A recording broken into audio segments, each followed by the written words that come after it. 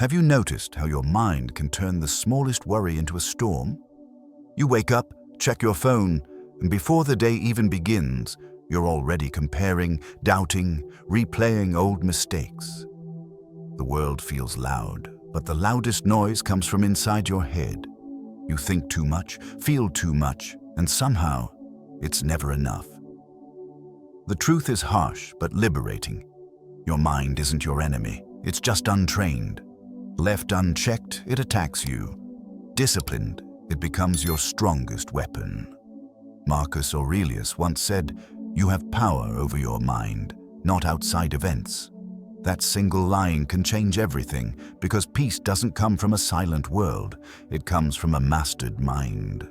Today, we'll uncover 7 Stoic rules that will kill negative thinking forever and help you rebuild a calm, powerful, unbreakable inner world, the kind of mind that nothing and no one can control but you.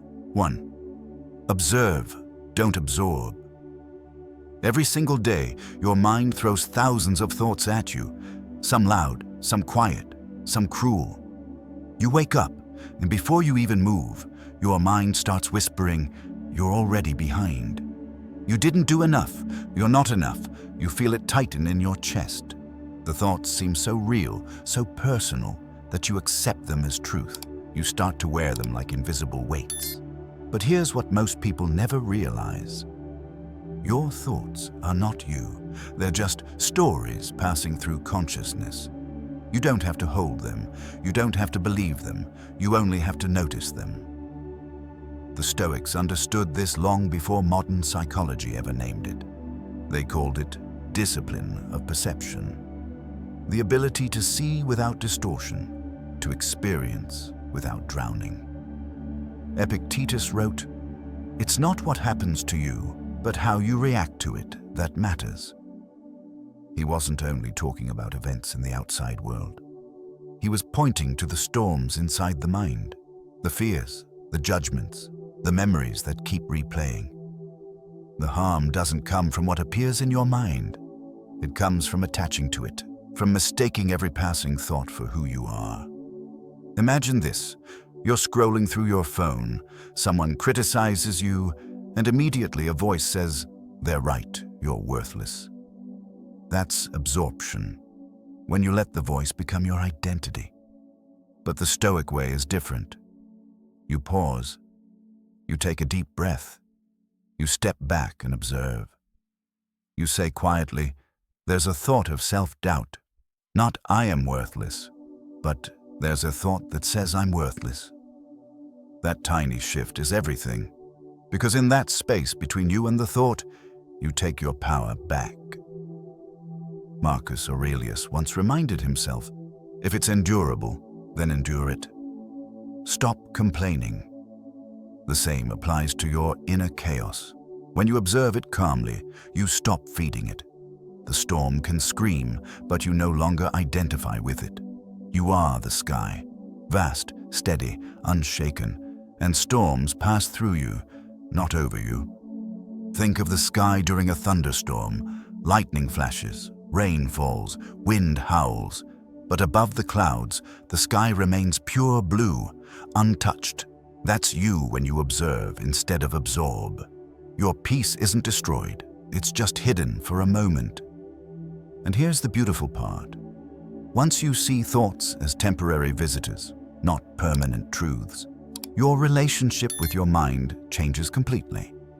You stop fearing your emotions, you stop chasing silence, you begin to realize that peace isn't the absence of noise, it's the mastery of attention. In today's world, this is your superpower. People react instantly, argue online, let their emotions lead their decisions. But the Stoic learns to pause, to watch the anger rise and fade, to see sadness as weather, and not identity. Modern neuroscience confirms what the ancients taught. Labeling a thought or feeling reduces its grip on your nervous system. Observation transforms chaos into clarity. So try this today. For 24 hours, become the observer. Don't rush to fix your feelings. Don't drown in them either. Just watch. When your mind throws a cruel thought, say, "I see you." When fear shows up, breathe and let it pass.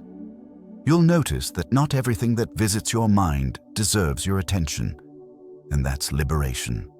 Because once you stop absorbing, you start choosing. You decide which thoughts deserve to stay and which ones dissolve like smoke. You become grounded, calm, and in control. Not because the world got easier, but because your perception got wiser.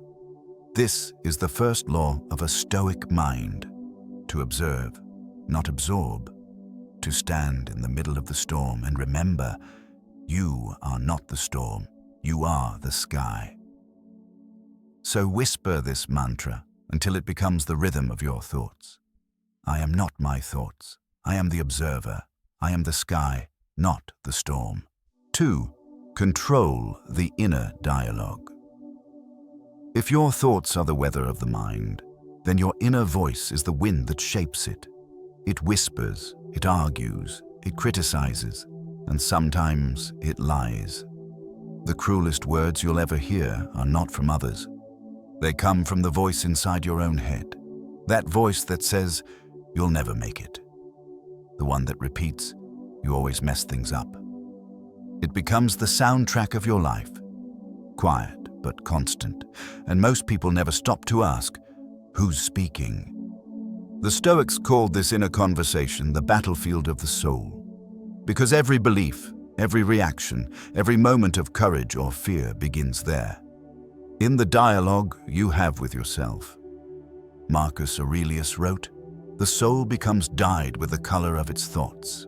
If that's true, then your inner dialogue is the brush painting the canvas of your mind. The question is, are you painting chaos or control? When life hits hard, that voice becomes louder. It tells you stories of failure, shame, comparison. But here's the truth. That voice isn't your fate. It's your training ground. You can't stop it from speaking, but you can decide which words have power. The Stoic doesn't silence the mind by force. He retrains it through repetition and awareness. So the next time your mind says, "You can't do this," reply like a warrior. "Then I will try twice as hard." When it says, "You're not good enough," respond, "I'm improving every day." When it says, "They don't respect you," answer, "Their opinion is not my reflection." You're not arguing with yourself. You are reprogramming yourself. Think about how soldiers train in the cold or athletes repeat the same move 1,000 times. Stoic training happens in silence, in those small, invisible moments when you choose a stronger word over a weaker one. Each time you replace self-criticism with reason, you build new strength. Each time you respond with discipline instead of emotion, you sharpen your mind like a blade. It's not toxic positivity. It's not pretending things are fine. It's truth-based control. The Stoic way isn't about lying to yourself. It's about speaking what's useful, not what's destructive. Marcus Aurelius didn't wake up and say, "Everything is perfect." He said, "Today I will face difficult people. They will be ungrateful, arrogant, deceitful." And then he reminded himself, "None of it can touch my soul unless I let it." That's mastery, acknowledging reality, but refusing to be its victim. Modern science supports this ancient wisdom. Your brain believes what it hears most often, even when it comes from you. If you repeat doubt, it becomes identity. If you repeat discipline, it becomes strength. The inner voice is plastic. It molds to your consistency. So train it like a muscle. Feed it truth, not fear. Here's a Stoic exercise. For the next 7 days, notice your inner dialogue. Write down one negative phrase that repeats often. Then, rewrite it the Stoic way. Firm, calm, grounded in control. For example, "I can't handle this. I've handled worse before. I'm not enough. I'm growing stronger every day. This shouldn't happen to me. It happened. Now I respond with reason." Do this until the new language feels natural, because words create worlds, and your words are creating your mind. The Stoics knew that self-mastery begins in the unseen places, the moments no one hears but you. Control that voice, and you control your emotions. Control your emotions, and you control your life. So the next time your inner critic speaks, listen, then answer like a Stoic. Calm, firm, certain. Say it until it becomes truth. My mind is my weapon, not my cage. I speak to myself like a warrior, not a victim. 3. Focus on what you can control. Worry is a silent thief. It doesn't steal your time in hours. It steals it in thoughts.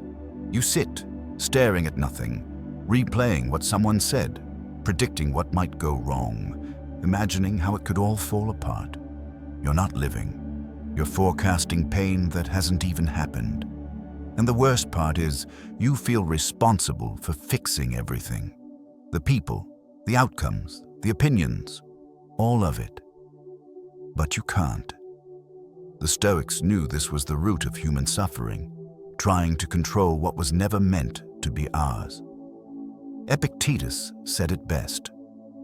Some things are up to us, and some are not. Those 10 words hold the power to set you free. Because once you truly understand them, anxiety loses its fuel. What's up with you? Your actions, your effort, your response. What's not? Everything else. The weather, the economy, how others feel about you, what they think when you walk away. Marcus Aurelius faced wars, betrayal, disease. Yet he wrote, "You have power over your mind, not outside events." Realize this, and you will find strength. The Emperor of Rome was reminding himself of the same lesson you and I forget daily. Control is an illusion, but command of the self is real. Think about how much pain comes from fighting what is. You can't make someone love you. You can't stop the storm, you can't guarantee success, but you can always control what you bring to the moment. That is where your peace lives. Not in the outcome, but in the effort. The Stoics practiced this daily through what they called the dichotomy of control. They would pause before reacting and ask, "Is this within my power?" If the answer was yes, they acted with reason. If the answer was no, they released it completely. No half control, no emotional grip, total surrender of what wasn't theirs to hold. Modern life makes this discipline harder than ever. We're surrounded by algorithms designed to pull our attention everywhere but here. Opinions, headlines, endless comparisons. You can't control any of that noise. But you can control how much of it enters your mind. You can turn off the notification. You can walk away from the argument. You can protect your focus like a sacred temple. Seneca warned, "He who suffers before it is necessary, suffers more than necessary." How much of your suffering exists only in your imagination? How many nights have you lost to battles that never happened? The Stoic doesn't live that way.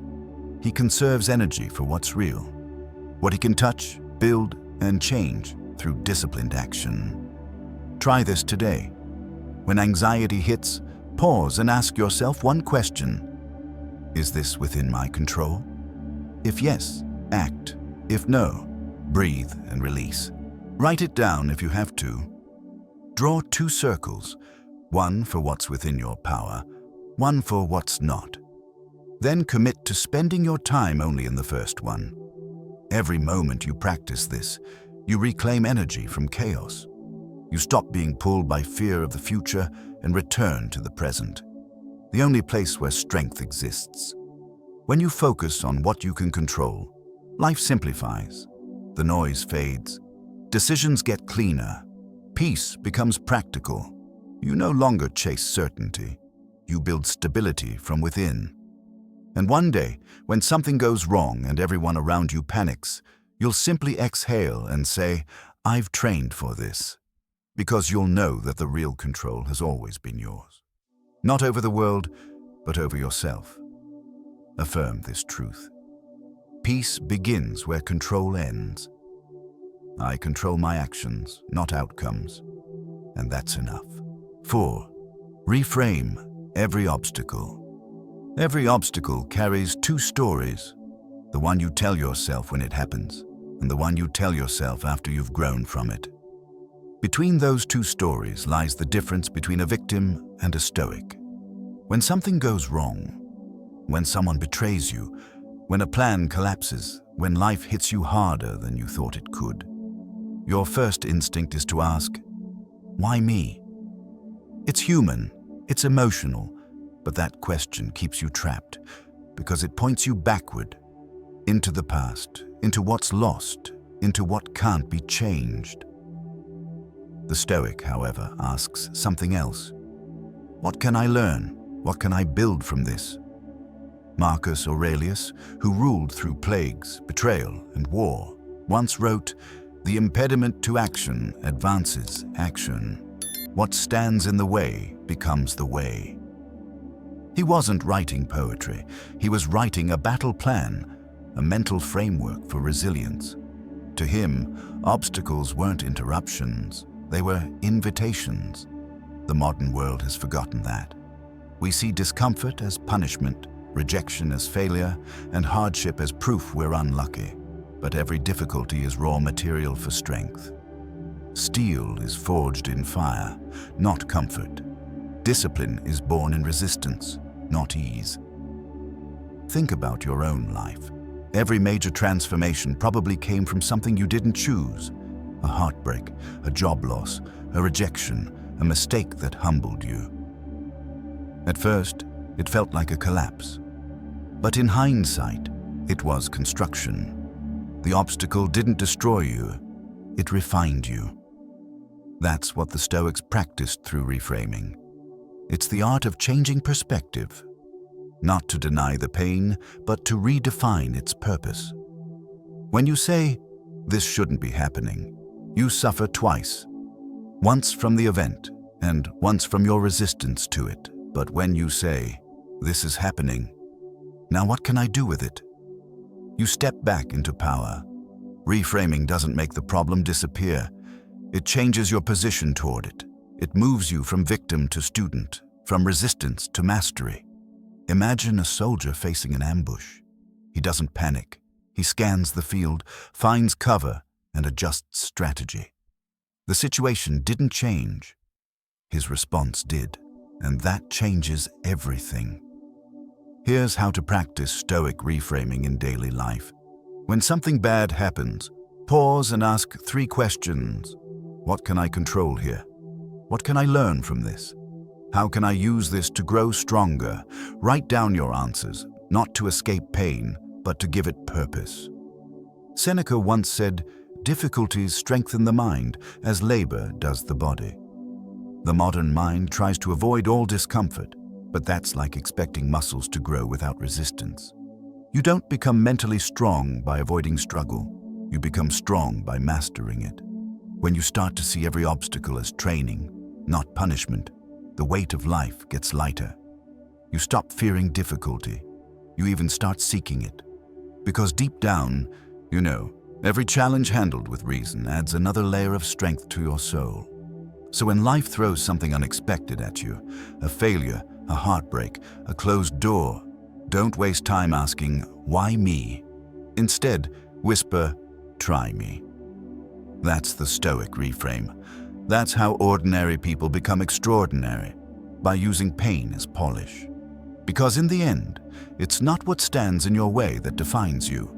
It's what you choose to do with it. Repeat this truth. The obstacle is not in my path. It is my path. Nothing happens to me. Everything happens for me. 5. Practice voluntary discomfort. Most people spend their lives running from discomfort, but the Stoic runs toward it. Not because he enjoys pain, but because he knows what it builds. Discomfort is the gym of the soul. Without it, strength decays. The modern world tells you to avoid anything unpleasant. Take the shortcut, buy the comfort, escape the tension. But comfort, over time, becomes a cage lined with silk. You stop growing, you start softening. You forget that the mind needs resistance the way muscles need weight. Seneca warned us 2,000 years ago. Set aside a certain number of days during which you shall be content with the scantiest and cheapest fare, with coarse and rough dress, saying to yourself, "Is this the condition that I feared?" He wasn't promoting misery. He was teaching courage, the confidence that comes from realizing how little you truly need to be okay. Voluntary discomfort isn't about punishment. It's about power. It's choosing short-term hardship to build long-term freedom. It's sleeping on the floor for a night to remember the gratitude for your bed. It's fasting to remind yourself that hunger isn't an emergency. It's taking the cold shower, the hard conversation, the extra mile. Not to prove toughness, but to train mastery. Because when you choose discomfort on your own terms, life stops scaring you. You start to realize that fear has limits, and you can cross them. Imagine a warrior sharpening his sword. Every stroke against the grindstone is friction, but that friction is what gives the blade its edge. In the same way, every challenge you choose is friction that sharpens your mind. Marcus Aurelius wrote, "Ask, what is so unbearable about this?" He was reminding himself that most suffering is mental exaggeration. We fear discomfort more than we experience it. The anticipation is worse than the pain. But when you step into it, when you breathe through it, you discover it's survivable, even empowering. Try this practice. Once a week, pick one form of discomfort, something that challenges your comfort zone. It could be as simple as taking a cold shower, walking instead of driving, spending a day without your phone, or having a conversation you've been avoiding. Do it with intention. Breathe slowly. Repeat this thought. This is my training. Each time you do, your threshold for fear shrinks and your threshold for peace expands. The things that once made you anxious now feel small. You start to trust yourself in chaos because you've already practiced calm inside it. Seneca said, "A gem cannot be polished without friction, nor a man perfected without trials." Your life's obstacles will come whether you like them or not. Voluntary discomfort prepares you for the involuntary kind. It builds the spiritual callus that keeps you steady when the world gets rough. There's a deep kind of peace that comes from knowing you can endure. It's the silence after the cold shower, the steadiness after a long fast, the clarity after a hard truth. You realize that you don't need life to get easier, you just need to get stronger. So instead of chasing comfort, chase challenge. Instead of asking for a lighter load, build a stronger back. Because real confidence doesn't come from safety. It comes from tested resilience. Remember, every time you willingly step into discomfort, you're telling your mind, "You don't control me. I control you." And that's the essence of Stoic power.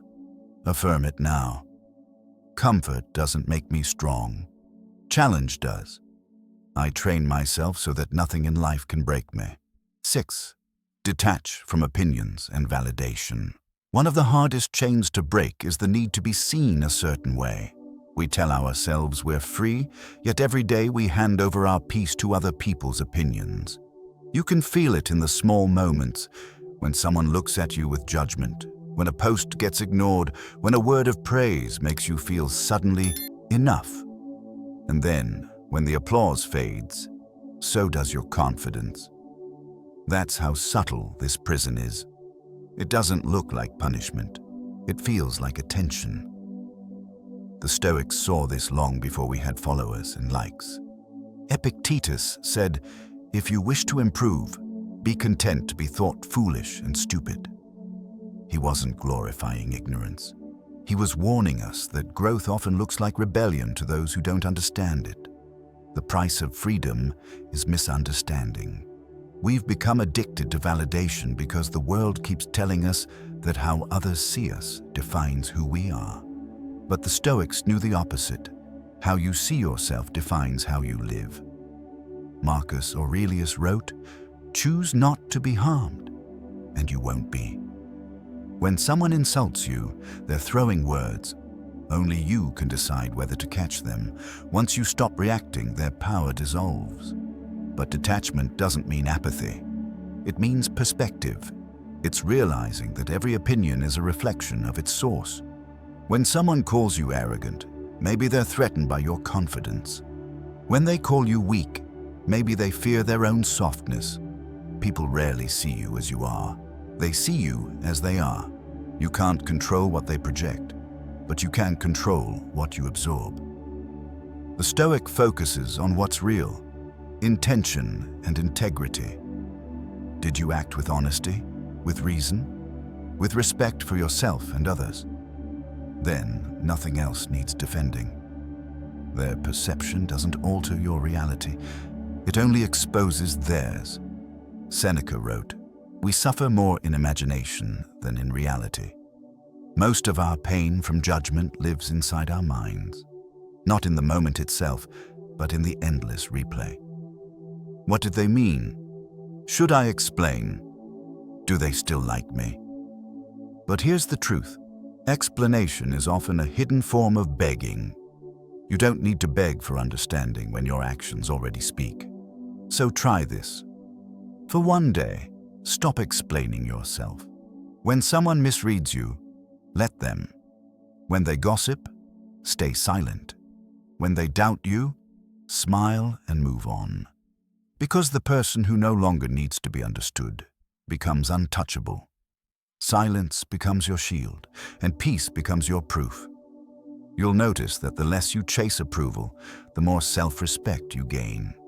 You begin to move differently, slower, calmer, more certain. The noise of the world still exists, but it no longer reaches you. People can throw opinions like stones, and you'll realize they only hurt if you decide to pick them up. The Stoics believed that virtue, not validation, is the only measure of worth. Being liked is pleasant, but being at peace with yourself is sacred. There's a quiet confidence in living by your own principles, even when no one applauds. So, when the world starts to shout, step back. Let them talk. Let them misunderstand. You don't owe the world a performance. You owe yourself alignment. The Stoic doesn't react to noise. He moves through it like a mountain in the wind. And one day, when you stop needing anyone's permission to be yourself, you'll understand what real freedom feels like. Calm, grounded, complete. Whisper this truth. Their opinions are theirs. My peace is mine. I don't need to be seen to be sure. I already am. 7. Remember, everything is temporary. Everything you love, everything you worry about, everything you think will last forever, it's all passing through. And that's not something to fear, it's something to remember. Because when you understand that everything is temporary, life begins to feel lighter. You stop trying to hold the moment still. You stop fighting time. You start to live. Marcus Aurelius wrote, "You could leave life right now. Let that determine what you do and say and think." He wasn't being morbid. He was being awake. The Stoics didn't meditate on death because they loved darkness.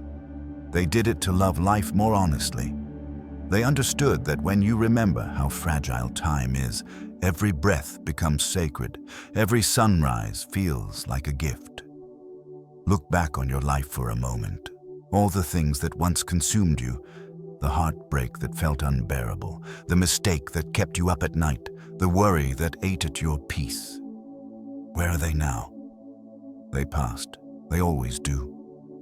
Every storm eventually breaks against the same silence it rose from, and one day, everything you're stressed about right now will become another quiet memory. That's the rhythm of life. It takes, it gives, it moves on. Seneca said, "It is not that life is short, but that we waste much of it. We waste it waiting for the perfect moment, chasing what doesn't matter, clinging to things that are meant to change." The Stoic lives differently. He understands that nothing belongs to him, not people, not possessions, not even time. So instead of holding tighter, He holds wiser. He gives more. He appreciates it more deeply. Imagine waking up tomorrow knowing that everything you touch is temporary. Wouldn't you speak with more kindness? Wouldn't you listen more closely, love more gently, and complain a little less? When you realize everything fades, you stop trying to make life perfect and start trying to make it meaningful. The Stoics called this awareness memento mori. Remember, you must die, not to fill the heart with fear, but with urgency. Because you only fear death when you haven't started truly living. We forget that every sunset is a one-time event. Every conversation could be the last.